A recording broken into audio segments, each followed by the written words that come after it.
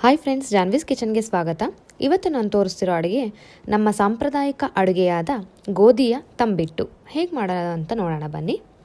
ಇಲ್ಲಿ ನಾನು ಗೋಧಿನ ಹುರ್ಕೊಂಡಿದ್ದೀನಿ, ಅಂದರೆ ಡ್ರೈ ಫ್ರೈ ಮಾಡಿದ್ದೀನಿ. ನೋಡಿ, ಈ ಥರ ಪುರಿ ಥರ ಆದಾಗ ಸ್ಟಾಪ್ ಮಾಡಿಬಿಟ್ಟು ಇದನ್ನು ಮಿಕ್ಸಿಲಿ ಹಾಕ್ಕೊಂಡು ನುಣ್ಣಗೆ ಪೌಡರ್ ಮಾಡ್ಕೋಬೇಕು. ನೆನೆಸೋದು ಏನೂ ಬೇಕಾಗಿಲ್ಲ, ಜಸ್ಟ್ ಗೋಧಿನ ಡೈರೆಕ್ಟಾಗಿ ಬಾಣಲಿಲಿ ಹಾಕಿ ಹುರಿದು ಮಿಕ್ಸಿಲಿ ಹಾಕಿ ಈ ಥರ ಪೌಡರ್ ಮಾಡ್ಕೋಬೇಕು. ಇಲ್ಲಿ ನಾನು ಅರ್ಧ kg ಗೋಧಿ ತಗೊಂಡಿದ್ದೀನಿ, ಅಂದರೆ 2 ಕಪ್ಪಷ್ಟು ಗೋಧಿ. ಇದು ಬೆಲ್ಲ ಹಾಕಿ ಮಾಡೋದು, ಸೊ ಹೆಲ್ತ್ಗೂ ಒಳ್ಳೆಯದು. ಗೋಧಿ ಆಗಿರೋದ್ರಿಂದ ಬೆಲ್ಲ ಹಾಕೋದ್ರಿಂದ ತುಂಬ ಹೆಲ್ತ್ಗೆ ಒಳ್ಳೆಯದು ಆ್ಯಂಡ್ ಸಾಂಪ್ರದಾಯಿಕ ಅಡುಗೆ. ನೋಡಿ, ಈ ಥರ ಪೌಡರ್ ಮಾಡಿಕೊಂಡು ಒಂದು ಬೇಷನಲ್ಲಿ ಹಾಕ್ಕೊಳ್ಳಿ ಅಥವಾ ಒಂದು ಮಿಕ್ಸಿಂಗ್ ಬೌಲಲ್ಲಿ. ಇದಕ್ಕೆ ಅರ್ಧ ತೆಂಗಿನಕಾಯ್ದು ಫ್ರೆಶ್ ಕಾಯಿ ತುರಿ ಹಾಕಬೇಕು. ಅರ್ಧ kg ಗೋಧಿಗೆ ಅರ್ಧ ತೆಂಗಿನಕಾಯಿ ತುರಿ ಹಾಕಿ ಚೆನ್ನಾಗಿ ಮಿಕ್ಸ್ ಮಾಡಬೇಕು. ಇವೆಲ್ಲ ತುಂಬ ಡಿಫ್ರೆಂಟ್ ಆದ ಅಡುಗೆಗಳು, ನಮ್ಮ ಹಳೆ ಕಾಲದಿಂದ ಬಂದಿರೋಂಥ ಅಡುಗೆಗಳು. ಇದಕ್ಕೆಲ್ಲ ಮೆಜರ್ಮೆಂಟ್ಸು ಸರಿಯಾಗಿರಬೇಕು ಆ್ಯಂಡ್ ಮಾಡೋದರಲ್ಲಿ ಪರ್ಫೆಕ್ಷನು ಇರಬೇಕು. ಈ ಕಾಲದಲ್ಲಿ ಯಾರಿಗೂ ಗೊತ್ತಿರಲ್ಲ, ಸೊ ತೋರಿಸ್ತಾ ಇದ್ದೀನಿ. ಇದಕ್ಕೆ ಒಂದು 1/4 ಲೀಟ್ರಷ್ಟು ಹಾಲು ಬೇಕಾಗತ್ತೆ. ಸ್ವಲ್ಪನೇ ಹಾಕ್ಕೊಂಡು ಚೆನ್ನಾಗಿ ಈ ಥರ ತೋರಿಸಿರೋ ರೀತಿಯಲ್ಲಿ ಮಿಕ್ಸ್ ಮಾಡಬೇಕು. ಇಲ್ಲಿ ನಮ್ಮ ಮಮ್ಮಿ ಮಾಡ್ತಿರೋದು, ನಾನು ವೀಡಿಯೋಲ್ಲಿ ತೋರಿಸ್ತಿರೋದು. ಚೆನ್ನಾಗಿ ಪುಡಿ ಫಾರ್ಮ್ಗೆ ಮಿಕ್ಸ್ ಮಾಡ್ತಾ ಇರಿ. ಈ ಕೊಬ್ಬರಿ ಮತ್ತು ಹಾಲು ಗೋಧಿ ಹಿಟ್ಟಲ್ಲಿ ಮಿಕ್ಸ್ ಆಗಬೇಕು ಚೆನ್ನಾಗೆ.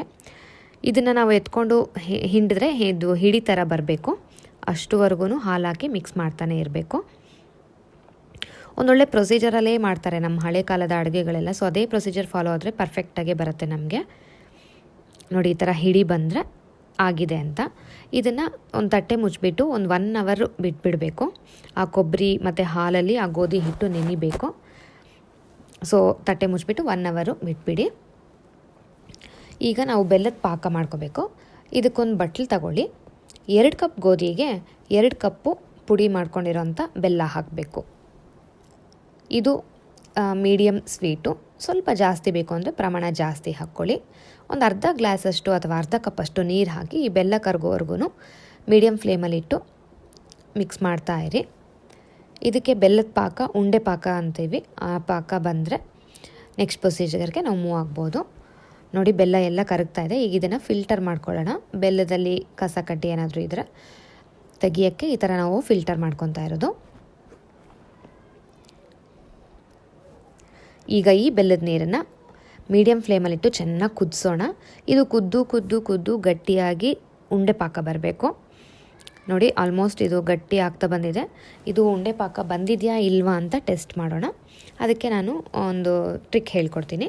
ಅದಕ್ಕೂ ಮುಂಚೆ ಡ್ರೈ ನಟ್ಸ್ನ ಫ್ರೈ ಮಾಡ್ಕೊಳ್ಳೋಣ. ಇಲ್ಲಿ ನಾನು ಬಾದಾಮಿ ಮತ್ತು ಗೋಡಂಬಿ ಮತ್ತು ಕೆಕ್ಕರೆ ಹಣ್ಣಿಂದು, ಅಂದರೆ ತರ್ಬೂಜ ಹಣ್ಣಿಂದು ಬೀಜ ತೊಗೊಂಡಿದ್ದೀನಿ. ಸ್ವಲ್ಪ ತುಪ್ಪ ಹಾಕ್ಕೊಂಡು ಎಲ್ಲದನ್ನು ಫ್ರೈ ಮಾಡ್ಕೊಳ್ಳೋಣ ಗೋಲ್ಡನ್ ಬ್ರೌನ್ ಬರೋವರೆಗೂ.